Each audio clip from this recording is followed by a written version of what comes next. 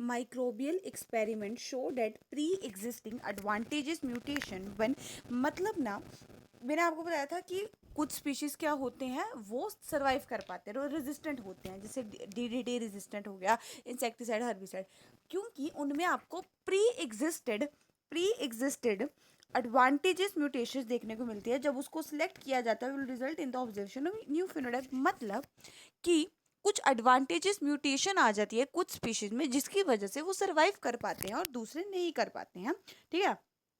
And over few generation ये speciation से करती है। अब अगर आपको ये प्री एग्जिस्टिंग एडवांटेजेस, मतलब पहले से ही at the time of the birth अगर आपको ये एडवांटेजेस म्यूटेशन देखने को मिलेगी, तो इससे स्पेशिएशन होते हैं, इससे न्यू स्पीशीज बनते हैं।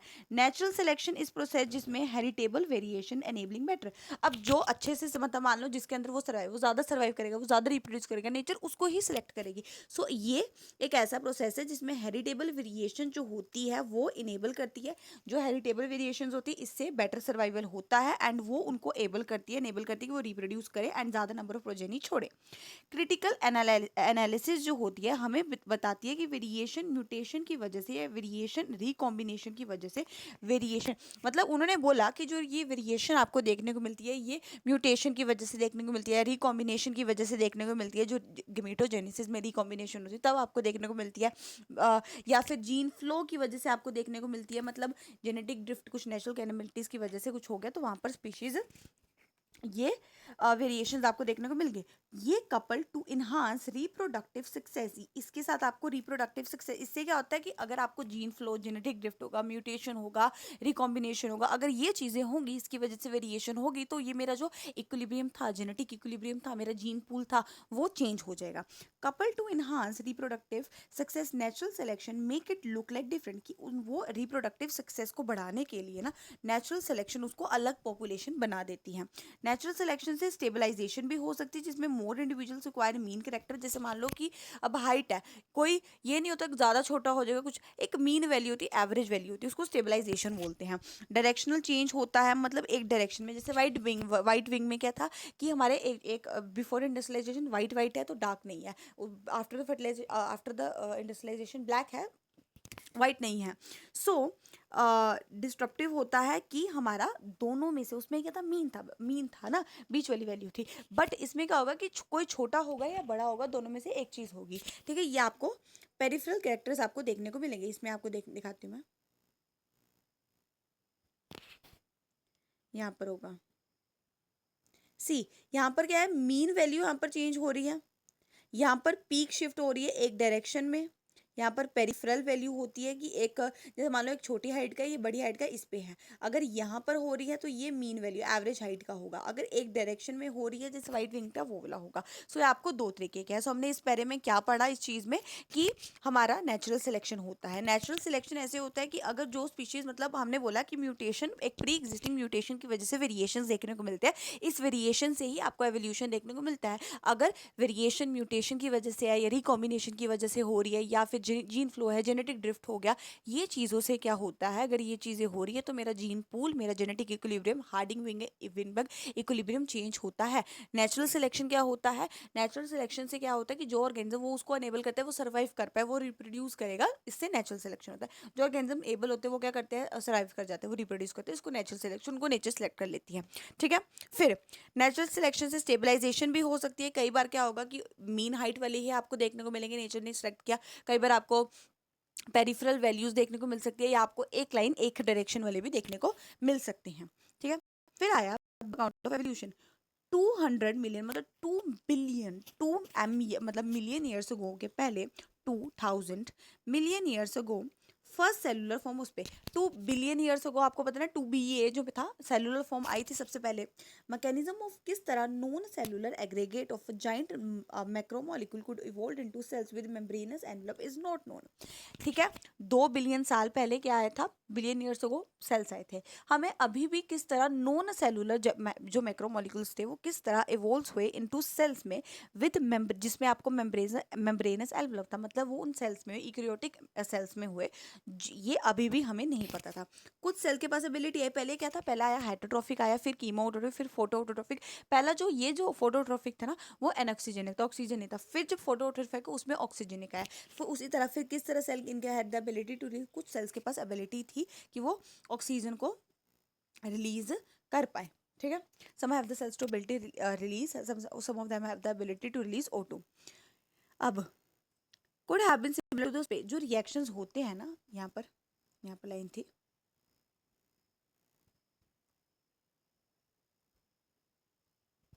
Reaction could have been similar to the light reaction, की जो रिएक्शंस होती है ना वो लाइट रिएक्शन की इक्वल होती है इन फोटोसिंथेसिस, जहाँ पर द रिएक्शंस जो होती हैं वो सिमिलर होती हैं लाइट रिएक्शन के। लाइट रिएक्शन क्या होते हैं, जिसमें इन फोटोसिंथेसिस में जो लाइट रिएक्शन होती है ना, जहाँ पर पानी टूटता है सोलर एनर्जी की हेल्प से, with the help of the solar energy captured and channelized by appropriate light harvesting pigments के साथ। जो आपको लाइट हार्वेस्टिंग, जो आप फोटोसिंथेसिस वाला जो चैप्टर है ना उसमें आप पढ़ोगे किस तरह लाइट उसके ऊपर गिरती है, लाइट हार्वेस्टिंग चैनल्स होते हैं उस पर, हमारा वो चैनलाइज करके वो खाना वगैरह सब कुछ बनाता है।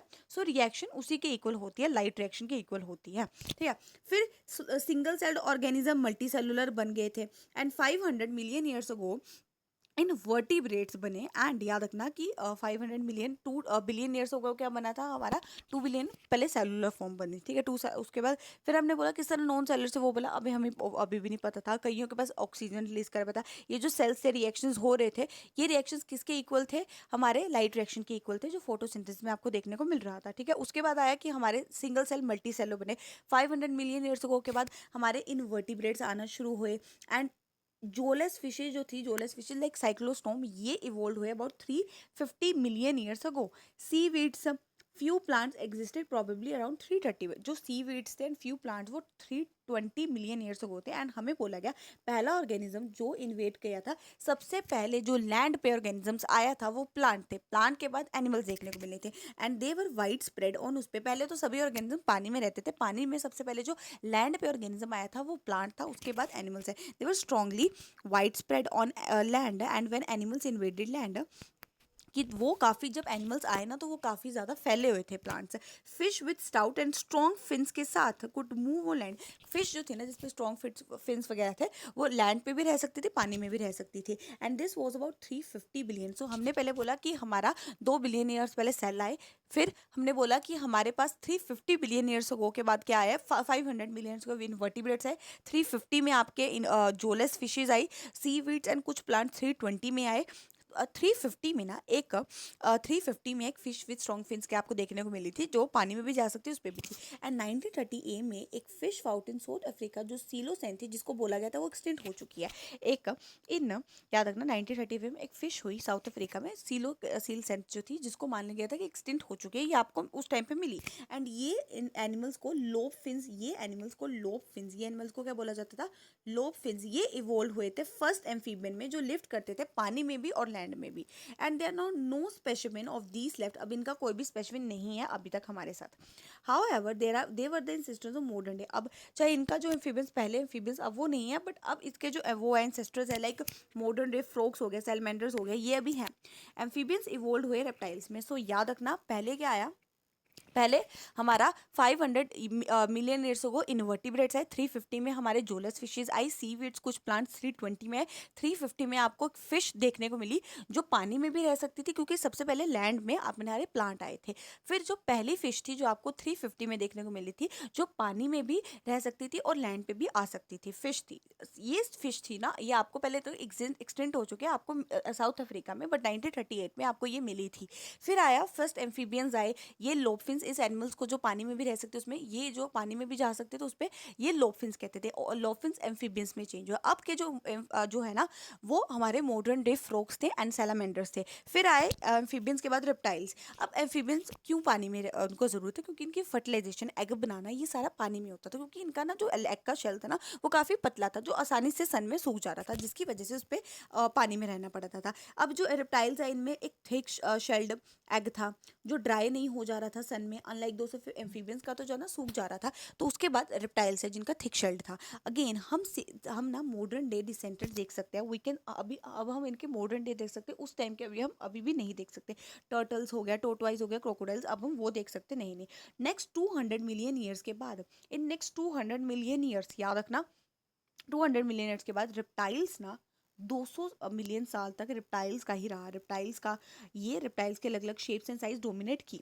Giant ferns pteridophytes were present but they all fell to form. उस पे जाइंट बड़े बड़े फर्न्स जो थे ना टेरिडोफाइट, वो प्रेजेंट थे, बट सारे के सारे कोयल डिपॉजिट्स में फेल हो गए। कुछ लैंड्स रिप्टाइल्स पानी में वापस चले गए to evolve into fish like reptiles probably 200, जैसे स्टेथोसोरस, ठीक है। सो याद रखना 200 मिलियन ईयर्स तक क्या हुआ, इन द 200 मिलियन रिप्टाइल्स ही रहे। कुछ जाइंट फर्न्स थे हमारे टेरिडोफाइट्स, वो क्या हुए, प्रेजेंट थे एंड वो कोल में डिपॉजिट हो गए थे। कुछ फिशेज जो कुछ रिप्टाइल्स जो थे वो हमारे पानी में वापस चले गए थे एंड फिशेज में इवोल्व हो गए थे, फिश लाइक रिप्टाइल्स में स्टेथारोसोरस, जो भी इसकी प्रोनाउंसिएशन फिर भी। Land reptiles were of course the dinosaurs. Land reptile कौन से थे, डायनासोर्स थे। बिगेस्ट ऑफ देम उसमें टायरेनोसोर्स था, रेक्स था, टायरेनोसोर्स रेक्स, जो 20 फीट था हाइट में एंड उसके huge fearsome dragon like teeth थे, बहुत बड़े बड़े दांत थे। And 650 million years ago dinosaur suddenly disappeared हो गए थे फ्रॉम द अर्थ। हमें अभी भी नहीं पता है ट्रू रीजन। कुछ बोलते हैं क्लाइमेटिक चेंजेस ने उन्हें मार दिया, कुछ बोलते हैं कि इवोल्व हो चुके हैं बर्ड्स में, एंड अभी भी हमें सच नहीं पता है, ठीक है। सो फिर मैमल्स आए, ये छोटे छोटे श्रूज थे, छोटे छोटे मैमल्स थे एंड ये फॉसिल्स, इनके जो फॉसिल्स थे काफ़ी छोटे स्मॉल साइज के थे। मैमल्स वीवी पेरिस थे, मतलब उनके ना वो अपना बेबी जो था ना, उनके बेबी यंग एम्ब्रॉय बनता था, ठीक है। एंड ये प्रोटेक्ट करते थे अपने एम्ब्रॉय को अपने मदर की बॉडी के अंदर, मतलब ये वीवी पेरिस थे, ओवी पेरिस नहीं थे। अपने मदर की बॉडी के अंदर, मतलब अपने पेट के अंदर अपने बेबी को जो थे ये ग्रो करते थे। Mammals were more intelligent in sensing and avoiding danger at least, and when reptiles came down, mammals ने अर्थ को टुक ऑफ किया एंड साउथ अमेरिका मैमल्स जो थे ना resembling horse, there were in South America mammal, जो South America के mammals है ना रिसेंबलिंग हॉर्स, हिप्पोकैम्पस बेयर्स वगैरह ये थे, ठीक है। साउथ अमेरिका में आपको ये हॉर्स, हिप्पोकैम्पस बेयर, रैबिट था। ड्यू टू अनकॉन्टिनेंटल ड्रिफ्ट की वजह से जब साउथ अमेरिका ज्वाइन हुआ नॉर्थ अमेरिका के साथ, ये एनिमल्स ओवर रिडन हो गए थे नॉर्थ अमेरिका के साथ। साउथ जब थे नॉर्थ के साथ आए तो ये सारे के सारे मतलब ओवर रिडन हो गए थे सारे के सारे, मतलब नॉर्थ अमेरिका के जो था ना फोना, मतलब नॉर्थ अमेरिका के जो एनिमल्स थे वो काफ़ी ज़्यादा वो थे, तो जिसकी वजह से वो ओवर रिडन हो गए थे। Due to the same continental drift pouched animals of Australia survive कर पाए फ्रॉम उस पे। इसी कॉन्टिनेंटल ड्रिफ्ट की वजह से जो ऑस्ट्रेलिया के पाउच्ड मैमल्स थे वो, आपको जो पाउच्ड एनिमल्स होते हैं ना, ये सिर्फ आपको ऑस्ट्रेलिया में देखने को मिलते हैं, क्योंकि बाकी जगहों में ना कंपटीशन होता है और ये आसानी से सर्वाइव आपको ऑस्ट्रेलिया में ही दिख सकते हैं because of the lack of the competition. हम मैमल्स कुछ पूरे ही पानी में भी रह सकते हैं, वेल्स, डॉल्फिन्स वगैरह, एंड एवोल्यूशन ऑफ फोर्स वगैरह के बारे में पढ़ेंगे, ह्यूमंस के बारे में भी पढ़ेंगे। सो हमने अभी तक क्या पढ़ा कि हमारे पास पहली सेलुलर फॉर्म लाइफ कब आई, 2 बिलियन ईयर्स अगो। फिर हमने पढ़ा कि 500 रिएक्शन जो थी हमारा ऑक्सीजन वगैरह, ये रिएक्शन लाइट रिएक्शन के इक्वल है जो आप पढ़ोगे फोटोसिंथेसिस में। 500 मिलियन ईयर्स अगो इन्वर्टिब्रेट्स आए, ठीक है, इन्वर्टिब्रेट्स आए। 350 मिलियन ईयर्स अगो कौन आए, हमारे कुछ सी वीड्स, फ्यू प्लांट्स आए। 320 में आपके हमारे 350 में हमारे ना एक्चुअली 350 में हमारे जोलेस फिशेज आई। 320 में हमारे क्या आए, उस पर आए, मैं यहाँ पे लिखूंगी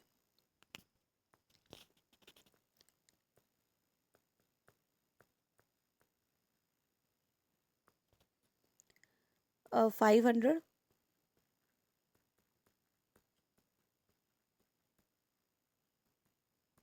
इनवर्टिब्रेट्स,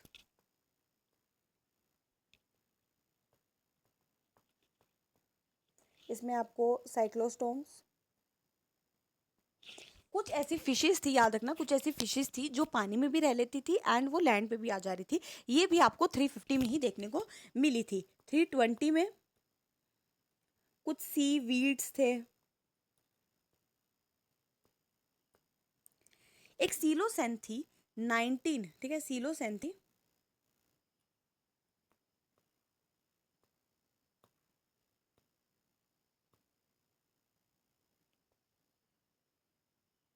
सीलोसैन थी जिसको ना बोला गया था कि सोचा गया था कि एक्सटेंट हो चुकी है, वो भी आपको देखने को मिली थी। इट ऑल्सो सीन 1938 में।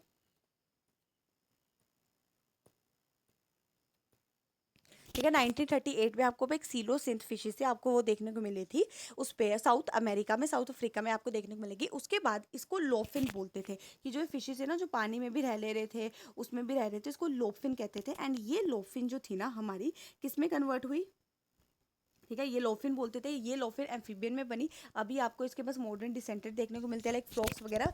ये एम्फीबियंस हमारे कहाँ पर हुए, रेप्टाइल्स में बने। रेप्टाइल्स का थिक शेल था तो ये सिर्फ लैंड पे ही रह लेता था, ठीक है। फिर आया हमारे पास इसके भी अभी हम टोटवाइज वगैरह ये रेप्टाइल्स अभी के देख सकते हैं। 200 मिलियन साल तक ना, इन द नेक्स्ट 2 ईयर्स तक रेप्टाइल्स अलग अलग शेप्स एंड साइज के अर्थ पे आपको देखने को मिले 200 मिलियन साल तक। इसके जैसे जाइंट फर्न्स भी थे ना, टेरिडोफाइट्स, जाइंट फर्न वो भी फॉल होकर कोल्स में बन गए थे। एंड हमारे कुछ ऐसे थे रिप्टाइल्स वो पानी में दोबारा चले गए थे एंड फिश लाइक रिप्टाइल बन गए थे। इस्चैथोथोरस जो थे, इस्चैथायरोसोरस, इस्चैथरोस।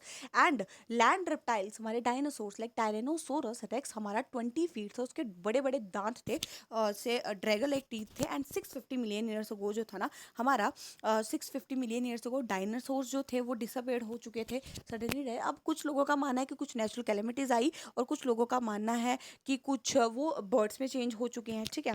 फर्स्ट मैमल्स जो पहले, फिर मैमल्स आए रेप्टाइल्स के बाद, श्रूज थे छोटे छोटे थे। फिर क्या हुआ कि मैमल्स वीविपेरस होते हैं, मतलब अपने जो बेबी को ना अपने पेट के अंदर ग्रो करते हैं, ठीक है, अपने यन बोन को अपनी बॉडी के अंदर डिस्क्राइब करते हैं। मैमल्स ना इंटेलिजेंट थे और अपने इन्वायरमेंट को सेंस कर आसानी से कर पाते थे। फिर आया कि मैं इसको डायग्राम को लास्ट में पढ़ाऊंगी। एंड उसके बाद आया कि जैसे रेप्टाइल्स कम हुए फिर मैमल्स का वो हुआ। कुछ साउथ अमेरिका के मैमल्स थे हमारे कुछ, ठीक है, साउथ अमेरिका के मैमल्स लाइक हॉर्स, हिप्पोकैम्पस वगैरह। एंड जैसे कॉन्टिनेंटल ड्रिफ्ट हुआ ना जब, तो साउथ अमेरिका के ओवर रिडन हो चुके थे सारे के सारे नॉर्थ अमेरिका के। नॉर्थ अमेरिका के जो एनिमल्स है ना, मतलब नॉर्थ अमेरिका के एनिमल्स ज़्यादा वो थे, मतलब उनके पास ज़्यादा कैपेबिलिटी सर्वाइवेबिलिटी की, तो उन्होंने सभी को ओवर रिडन कर दिया था हमारे साउथ अमेरिका के। सो नॉर्थ अमेरिका वो ज़्यादा थे, उनकी ज़्यादा वो थी कैपेबिलिटी टू सर्वाइव, तो उन्होंने ओवर रिडन कर दिया था साउथ अमेरिका के। एंड पाउच्ड एनिमल्स आपको ऑस्ट्रेलिया में ही देखने को मिलते हैं क्योंकि वो वहीं पर आपको सर्वाइव कर देंगे क्योंकि लैक ऑफ कॉम्पिटिशन होता है। फिर हमने देखा कुछ पानी के अंदर भी रहते हैं लाइक डॉल्फिन, सील्स वगैरह, ठीक है। ये ह्यूमन का है, ये मैं बाद में पढ़ाऊंगी, पहले आपको डायग्राम्स करवाती हूँ जितने भी एनिमल्स वगैरह के हैं। सी इसमें quaternary, tertiary, Cretaceous, Jurassic. Jurassic period ना आपको अगर हम देखें, ये पीरियड ट्रायसिक जब डायनासोर्स आए थे। जुरैसिक में जब डायनासोर्स का एक अलग मतलब बहुत ज़्यादा डायनासोर्स आपको देखने को मिले। क्रिटेशियस जो थे ना, क्रिटेशियस थे जब ये ख़त्म हो गए थे। सो ये पीरियड याद रख लेना, ओके। सो सबसे पहले अर्ली रेप्टाइल्स एक्सटेंट है अभी, ये 350 मिलियन ईयर्स अगो आए। सौरप्सिड्स, सैनेप्सिड्स आए, ठीक है, इसके बीच में। फिर पेलिकोसोरस आए, ये भी एक्सटेंट हो चुका है। पेलिकोसोरस देख लेना 350 में, यहाँ पर पेलिकोसोरस। थेकोडोन्स आया हमारा, एक्सटेंट हो चुका है। थेरेप्सिड्स हमारे सारे के सारे एक्सटेंट हो चुके हैं, याद रख लेना ये। फिर डायनासोर्स ये एक्सटेंट हो चुके हैं, ये सारे के सारे रेप्टाइल्स हैं, ठीक है। ये अब है जो एवोल्यूशन में अब आपको देखने को मिलेगी, ये सारे के सारे एक्सटेंट हो चुके हैं। ये दिखाया गया कि पहले ये आया, अर्ली रेप्टाइल्स आए, फिर हमारा ये पेलिकोसोरस, थेकोडोन्स आए, थेरेप्सिड्स आए, ठीक है। पीछे करना, पीछे करना।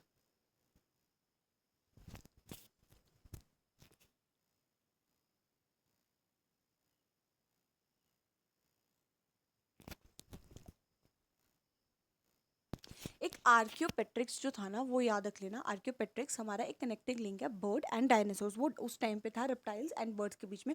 लोगों का मानना है कि आर्कियोपेट्रिक्स जो था ना ये सबसे पहला बर्ड थी, ठीक है। यही अब बर्ड्स में बन चुकी है, कन्वर्ट हो चुकी है। ये हमारे प्लांट्स का है, ठीक है। प्लांट का कैसा हुआ जियोलॉजिकल पीरियड में, इसके मैं क्वेश्चंस आपको करवाऊंगी। Next, let's start with evolution of human. 350 million years ago primates called Dryopithecus and Ramapithecus exist करते थे 50 मिलियन ईयर्स अगो, ठीक है। एंड ये हेरी थे एंड गोरिल्ला की तरह वो करते थे, गोरिल्लास एंड चिंपैंजी की तरह वो करते थे। Ramapithecus was more man like and Dryopithecus were more ape like, ठीक है। सो 50 मिलियन ईयर्स अगो क्या था, हमारे प्रीमेट्स थे कॉल्ड ड्रायोपैथिकस वगैरह एग्जिस्ट करते थे। हेरी थे, walk like gorillas and chimpanzees. Ramapithecus ज़्यादा मोर मैन लाइक थे और ड्रायोपैथिकस वर मोर एप लाइक थे, ठीक है। उनमें रामापैथिकस इज राम याद रख लेना, भगवान का नाम है, सो वो मोल एप लाइक थे एंड वो ड्रायोपैथिकस एप लाइक थे। कुछ फॉसिल्स के मैन लाइक बोन्स डिस्कवर्ड हुए थे इथोपिया में एंड टंजानिया में, याद रख लेना। कुछ फॉसिल्स हमारे मैन लाइक बोन्स के इथोपिया एंड टंजानिया में देखने को मिलते हैं। ये revealed hominid features leading to a belief, इससे हमें ये पता लगा कि ह्यूमंस वाले फीचर्स आने शुरू हो चुके थे and leading to the believe that 3 से 4 मिलियन ईयर्स को man like primates walked in उस पर। सो ये माना गया कि 3 से 4 मिलियन को मैन लाइक प्रीमेट्स जो थे ना वो हमारे ईस्टर्न अफ्रीका में आपको घूमते मिले, ठीक है। They were probably not taller, 4 feet से ज़्यादा बड़े नहीं थे बट सीधे चलते थे। And 2 million years ago Australopithecus lived in East Africa grasslands में and evidence show that they hunt with stones but essentially ate fruit. 500 Ramapithecus Dryopithecus थे, हेरी थे and walk like chimpanzee. Ramapithecus man like था, वो था। फिर कुछ fossils man like आपको टेंजेनिया Ethiopia में देखने को मिला। इससे ये पता लगा कि कुछ होमिनेंट फीचर्स है। सो इससे ये पता लगा होमिनेंट फीचर्स है कि 3 से 4 मिलियन ईयर्स पहले कुछ man like primates eastern Africa में थे एंड 2 मिलियन ईयर्स पहले ऑस्ट्रेलोपैथिकस लिव किया था ईस्टर्न अफ्रीका ग्रासलैंड्स में। ये जो ऑस्ट्रेलोपैथिकस है ना, एविडेंस शो दैट कि ये जो ऑस्ट्रेलोपैथिकस थे ये वेपन्स के साथ क्या करते थे, हंट करते थे एंड ये हंट करते थे वेपन्स के साथ, स्टोन के पत्थरों के वेपन्स के साथ हंट करते थे बट फ्रूट खाते थे। कुछ जो थे कुछ bones among the bones discovered, कुछ बोन्स अलग अलग थी एंड ये creature this creature was called Homo habilis. Homo habilis पहले ऐसे थे जिन्होंने वेपन्स बनाने शुरू किए, याद रख लेना। ऑस्ट्रेलोपैथिकस के बाद होमो हैबिलिस आया जिसने वेपन्स को बनाना शुरू कर दिया क्योंकि उनके पास हैंड वगैरह आने शुरू हो गए थे एंड इनकी ब्रेन कैपेसिटी 650 से 800 सी थी। ये मीट नहीं खाते थे। फॉसिल डिस्कवर्ड इन जावा 1819 की नेक्स्ट स्टेज को होमो इरेक्टस हुआ 1.5 मिलियन ईयर्स को एंड होमो इरेक्टस के पास लार्जर ब्रेन था around 900 CC and Homo erectus meat खाती थी and Neanderthal man with a brain size of 400 lived in Near East and central Asia between. जो Neanderthal man थे brain size 1400 CC से Near East central Asia में रहते थे between 1 lakh to 40,000 years back. ये hides को यूज़ करते थे, मतलब कुछ ना कुछ ढकते अपनी बॉडी को ढकने के लिए कुछ ना कुछ हाइट्स को यूज़ करते थे एंड अपने ब्यूरिड जो थे ना, अपने जो मरे हुए लोगों को ब्यूरिड दफनाते थे। होमोसेपियंस अरोज हुए थे अफ्रीका में एंड मूव अक्रॉस कॉन्टिनेंट्स। वो अफ्रीका में अरोज हुए थे एंड कॉन्टिनेंट्स में घूम घूम के डेवलप किए गए and during ice age between 7500 homo sapien arose and pre historic cave are developed हुई थी 800। One such cave painting pre historic वगैरह भिमबेटकट वगैरह ये आपको देखने को मिलेगी। एग्रीकल्चर हमारा एग्रीकल्चर 10,000 ईयर्स पहले आया। प्री हिस्टोरिक काव जो थी वो आपको 18,000 ईयर्स। एक पेंटिंग यहाँ पर आपको प्री हिस्टोरिक ह्यूमन की, ये आपको भिमबेटका रॉक शेल्टर में रेजन डिस्ट्रिक्ट मध्य प्रदेश में देखने को मिल जाएगी एंड ह्यूमन सेटलमेंट्स के बारे में the rest of what happen is a part of the history. और बाकी जो हुआ वो हिस्ट्री के ऊपर है, वो हमें नहीं पता है, याद रख लेना। इसमें आपको देखने को मिलेगा ये जो था ना, ये अडल्ट है, ये इसके साथ ज़्यादा सिमिलर है आज के ह्यूमन के साथ। जो इसका एम्ब्रॉय है वो ज़्यादा सिमिलर है, ठीक है।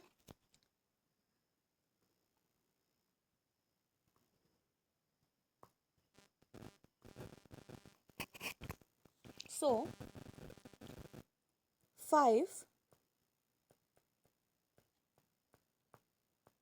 ऑस्ट्रेलो ऑस्ट्रेलो नहीं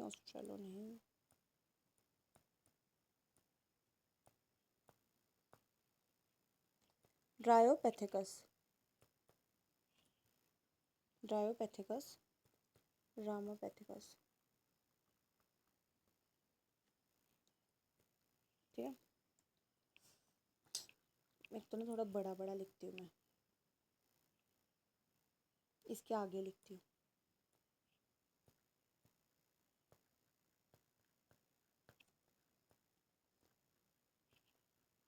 रेमा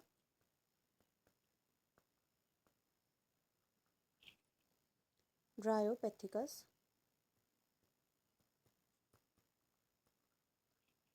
एंड ये हेरी थे एंड वॉक लाइक गोरिल्ला। ये मैन लाइक थे, एप लाइक थे। कुछ मैन लाइक बोन्स आपको टेंजेनिया एंड इथोपिया में देखने को मिली थी। इससे पता लगा कि 3-5 ईयर्स पहले कुछ ईस्टर्न अफ्रीका में मैन लाइक कुछ लोग थे, मतलब जो ह्यूमन लाइक फीचर्स थे, लोग थे, वो आपको ईस्टर्न अफ्रीका में देखने को मिले। ठीक है, फिर 2 मिलियन ईयर्स अगो ऑस्ट्रेलोपेथिकस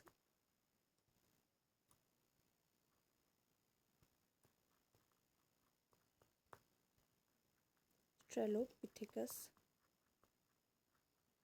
ये ऑस्ट्रेलोपिथेकस जो था ना, ये आपको देखने को मिला इन ईस्ट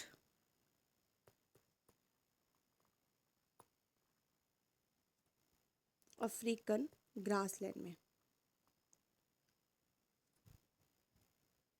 फिर होमो हबीलीज आए, इन्होंने स्टोन वेपन्स बनाए,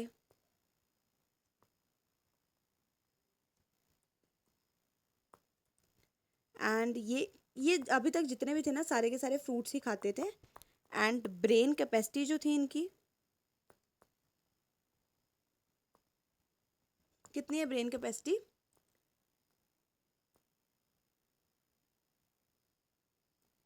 600 to 800 I think.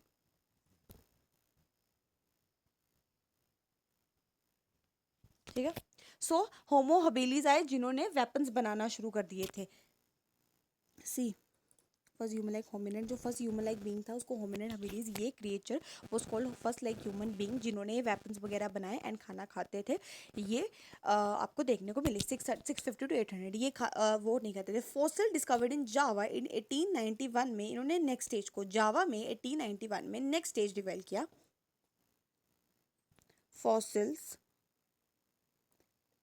In Java in fossils in Java in 1981 में नेक्स्ट स्टेज हमारा रिवील हुआ, विच इज़ होमो इरेक्टस। ठीक है, होमो इरेक्टस जो थे ना, ये हमारे, इनका जो ब्रेन कैपेसिटी थी, has brain capacity of 900 cc।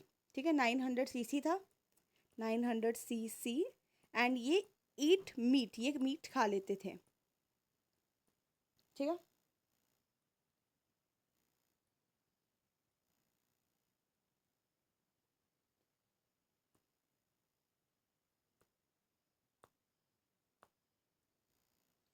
They will eat meat. And उसके बाद आया नियांडरथाल था। एंड इनकी जो ब्रेन कैपेसिटी थी वो 400 थी। ठीक है, 400 cc थी। और इनमें ना ये यूज़ करते थे हाइट्स को, और ये बिटवीन 1 लाख टू 400 थे, 40,000 थे। और जो ये थे होमो इरेक्टस थे,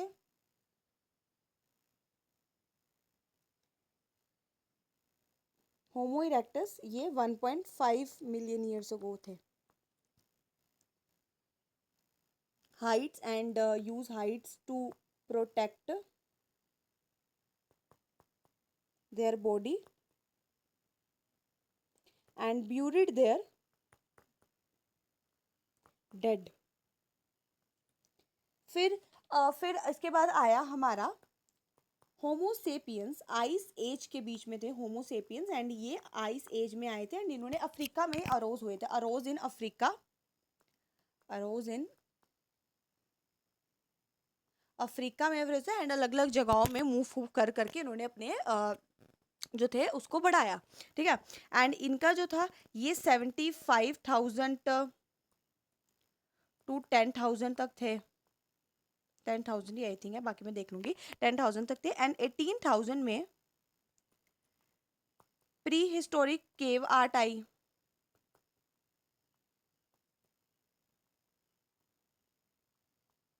भीमबेटका में आपको ये देखने को मिला। 10,000 में आपको एग्रीकल्चर देखने को मिला। और बाकी जो हुआ है सिविलाइजेशन वो हिस्ट्री के ऊपर है। सो एक बार दोबारा डिवाइस करवाऊंगी रामापैथिकस ड्रायोपैथिकस वगैरह के बारे में कि 15 मिलियन ईयर्स अगो पहले ड्रायोपैथिकस जो थे रामापैथिकस थे एग्जिस्ट करते थे एंड वो हेरी थे वॉक लाइक गोरिल्लाज वगैरह एंड रामापैथिकस मोर मैन लाइक था एंड ड्रायोपैथिकस मोर एप लाइक था। Few fossils man like bones आपको डिस्कवर देखने को मिले इथोपिया में एंड टांजानिया में एंड इसने होमिनिड विल फीचर लिखे कि इन्होंने बोला इथोपिया टांजानिया में कि 3 से 4 मिलियन साल पहले कुछ मैन लाइक प्रीमेट्स जो थे ना ईस्टर्न अफ्रीका में मूव करे और ये बड़े नहीं थे 4 फीट टोल थे बट सीधे चलते थे। 2 मिलियनर्स ऑस्ट्रेलोपैथिकस आपको ईस्टर्न अफ्रीका के घासलैंड्स में देखने को मिले। एविडेंस ने बताया कुछ ऑर्गेनिज्म होमो हैबिलिस जो थे ना ये स्टोन वेपन्स के साथ हंट करते थे एंड ये ईट फ्रूट्स खाते थे। ये क्रिएचर्स जो थे ये हमारे फर्स्ट ह्यूमन लाइक बीइंग थे। इसको होमिनिड थे एंड इसको होमो हबिलिस कहा जाता था। ब्रेन कैपेसिटी की 650 to 800 थी। ये मीट नहीं खाते थे। फॉसिल डिस्कवर जावा इन्होंने नेक्स्ट स्टेज 1.5 होमो इरेक्टस जिनके पास लार्ज के ब्रेन कैपेसिटी थी 900 सीसी की। उसके बाद ये मीट खाते थे। Next we have is Neanderthal man जिसका ब्रेन साइज इतना था एंड ये ईस्ट एशिया में नियर ईस्ट वगैरह में रहते थे एंड बिटवीन 10,000 to 4,000 थे and use high to protect their. Homo sapiens Africa में आए ये 7,500 to 10,000 ईयर्स अगो थे। मॉडर्न होमो सेपियंस अरोज हुए, ठीक है। फिर होमो सेपियंस अरोज हुए एंड ड्यूरिंग आइस एज में ना मॉडर्न होमो सेपियंस आए। Prehistoric of 1800 one such painting मेटका में आपको देखने को मिलती है। 1000 साल पहले हमारा एग्रीकल्चर केम हुआ एंड ह्यूमन सेटलर स्टार्ट हुई। Rest of what happen is a part of the human history, ठीक है। अब एक बार इसका वो देखता है कि origin of life can be understood only against the background of the origin of the जो लाइफ का ओरिजिन है ना ऑन अर्थ ये अंडरस्टूड हो सकता है against the background of the origin of the universe. पहले मैंने आपको स्टार्टिंग में क्या क्या पढ़ाया एक बार करवा देती हूँ कि स्टार्टिंग में पहले मैंने आपको पढ़वाया कि यूनिवर्स का साइज 13.8 बिलियन मतलब ईयर्स अगो है। फिर हमारे ये यूनिवर्स जो होते हैं इसमें आपको गैलेक्सीज ही इकट्ठे मिलके ही क्या बनाती है यूनिवर्स बनाती है। गैलेक्सीज हमारे स्टार्स होते हैं, क्लाउड्स ऑफ डस्ट होते हैं वगैरह वगैरह गैसेज होती है। फिर क्या हुआ एक बहुत बड़ा एक्सप्लोजन हुआ। एक्सप्लोजन में साथ क्या हुआ एक्सप्लोजन के साथ आपको हमारा यूनिवर्स एक्सपैंड कर देगा, टेम्परेचर कम हो देगा, हाइड्रोजन हीलियम गैसेस बनी, टेम्परेचर कम हुआ, ये गैसेस कंडेंस्ड होती गई, ठीक है। अब उस टाइम पे हमारा क्या था वाटर वेपर था क्योंकि टेम्परेचर काफ़ी ज़्यादा था तो वाटर वेपर था, CH4 था, NH4 था, CO2 था, ठीक है। और पानी जो था ना यूवी रेस क्या करती थी पानी को तोड़कर H2 में एंड H2 स्केप कर गया। O2 को किसके साथ कंबाइन करके CH4 एंड NH3 के साथ कंबाइन करके हमारा CO2 बनाना शुरू कर देती थी, CO2 एंड वाटर बनाना शुरू कर देती थी। ये चीज़ आपको देखने को मिली थी स्टार्टिंग में। फिर हमारा 4.5 बिलियन ईयर्स के बाद हमारा अर्थ बना था, याद रख लेना। एंड उसके बाद 500 साल बाद जाके, ठीक है, मिल्की वे गैलेक्सीज में हमारा अर्थ बना था 4.5 billion years ago and 4 billion years ago हमारी ह्यूमन लाइफ आनी शुरू हुई थी। फिर अलग अलग थ्योरीज आई, कुछ लोगों ने माना कि कुछ यूनिट ऑफ स्पोर्स थी वो अलग अलग जगहों में प्लैनेट्स में गिर के उस पर थ्योरी स्पॉन्टेनियस से। कई ने बोला डेड एंड डिकेइंग मैटर से स्पॉन्टेनियस जनरेशन कि वहाँ से लाइफ आती dead and decaying. Louis Pasteur इसको डिसअप्रूव कर देता अपने एक्सपेरिमेंट से। फिर आया हमारा कि अब उसने बता तो दिया कि हमारा प्री एग्जिस्टिंग लाइफ से आती है ना कि डेड एंड की पहले से कोई लाइफ थी वहाँ से। अब ये पहली लाइफ कैसे है ये भी पता लगाना था। इसके लिए ओपेरन एंड हेल्डर ने बोला कि ये एक नॉन लिविंग ऑर्गेनिक मॉलिक्यूल से आती है बट ऑर्गेनिक से पहले इनऑर्गेनिक से आती है, मतलब केमिकल एवोल्यूशन से आती है। पहले इनऑर्गेनिक था, इनऑर्गेनिक से ऑर्गेनिक बना, ऑर्गेनिक से कॉम्प्लेक्स एंड उससे लाइफ बनी। उसको हमारे यूएसएल मिनट एंड यूरे ने एक्सपेरिमेंट करके दिखाया था। उसने बोला था उस टाइम पे कंडीशन रिड्यूसिंग एटमोस्फेयर है, CH4 NH2 NH3 हमारा H2 गैसेज है, वाटर वेपर है, वोल्केनिक एरप्शंस होते हैं। उसने ये चीज़ अपने एक्सपेरिमेंट में करके देखे, इलेक्ट्रिक डिस्चार्ज के वही कंडीशंस की एंड उसने देखा अमाइनो एसिड बने, फैट्स बने। सो उसके हिसाब से केमिकल एवोल्यूशन हुआ है। पहले ये केमिकल्स बने, केमिकल से ही हमारी लाइफ आई है। सो 3 बिलियन साल पहले हमारे नॉन सेलुलर फॉर्म आई। फिर 2 बिलियन साल पहले सेलुलर, पहले हेटरोट्रॉफिक, कीमो हेटरोट्रॉफिक, फोटोट्रॉफिक, फिर ऑक्सीजेनिक वाली आई। ऑक्सीजेनिक से ओजोन लेयर बनी शुरू हुई थी, ठीक है। मतलब ओजोन लेयर तभी बनेगी जब ऑक्सीजन होगा। फिर ये चीज़ें पढ़ी हमने, ठीक है। फिर हमने पढ़ा कि पहले सारी लाइफ हम पानी में ही रहती थी, ये याद रख लेना। फिर हमने कुछ लोगों का मानना था थ्योरी स्पेशल क्रिएशन कि जैसे लाइफ थी वैसे ही थी और 4,000 ईयर्स पहले है एंड ये चीज़ें हैं कि पहले डाइवर्सिटी सेम होगी बट इसको मना कर दिया गया क्योंकि फॉसिल जब हमने देखे तो फॉसिल से हमें पता लगा कि कितने साल पुरानी है, तो इसे ये भी गलत किया गया, ठीक है। अब उसके बाद आया कि हमारा डार्विन एंड गाल्पियागो। डार्विन ने बोला कि नेचुरल सिलेक्शन होती है, मतलब जैसे मान लो किसी भी कुछ ऑर्गेनिज्म में कुछ डिफरेंसेस होते हैं, ये डिफरेंसेस ही क्या करती है कि एक ऑर्गेनिज्म को एबल करती है कि वो सर्वाइव करेगा और दूसरे को बोलेगा तो सर्वाइव नहीं करेगा। जो सर्वाइव करता है वो रिप्रोड्यूस करता है, ज़्यादा अपनी प्रोजेनी छोड़ता है, वो उसको नेचर सेलेक्ट कर लेती है। डार्विन अपनी HMS बेगल में गया था गाल्पियागो आइलैंड और मिलाई आर्किपेलागो में अल्फ्रेड वेलेस ने, दोनों सेम ही कंक्लूजन पे आया। तो उसने अपना थॉमस मेल्थस के काम पॉपुलेशन के इन्फ्लुएंस होकर उसने ये चीज़ें बताई थी। फिर क्या आया था हमारी, फिर आगे आया हमारे कुछ ऑर्गेनिजम्स लाइक वी हैव कि एविडेंसेस है, फॉसिल एविडेंस। फॉसिल्स को देख के पता लगा कि कुछ ऑर्गेनिज्म कितने कितने पुराने कितने कितने टाइम से हैं, ठीक है।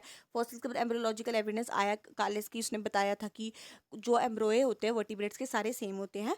उसने बोला था एम्ब्रोएज में जैसे गिल स्लिट है जो आपको ह्यूमन में देखने को मिलती है, एम्ब्रोए ह्यूमन में देखने को मिलती है, बट फंक्शनल ऑर्गेनिज्म उसमें है। बट इसको कार्लेस वॉन बेयर ने मना कर दिया कि ऐसा कुछ भी नहीं होता है, एम्ब्रोएज कभी भी अडल्ट स्टेज में पास नहीं होते हैं। चाहे एम्ब्रोएज सभी वर्टिब्रेट्स का एम्ब्रोएज सेम होगा, बट ये नहीं है कि फिशेज में गिल थे तभी हमारे अंदर है, ये दिस इज रॉन्ग। कार्लेस ने बोला कि एम्ब्रोए कभी भी अडल्ट स्टेजेस में नहीं जाते हैं, ठीक है। दूसरा फिर आया कि हमारा होमोलोगस एनालोगस। होमोलोगस होता है सेम ओरिजिन है बट फंक्शन अलग है, एनालोगस होता है सेम फंक्शन है बट ओरिजिन अलग है, ठीक है। फिर आया हमारे पास कि कुछ प्रोटीन वगैरह जीन्स में भी चेंजेस होते हैं जिसकी वजह से हमें पता लगता है कि कॉमन एंसेस्ट्री है, कुछ लोग सेम है, इससे भी हमें पता लगता है।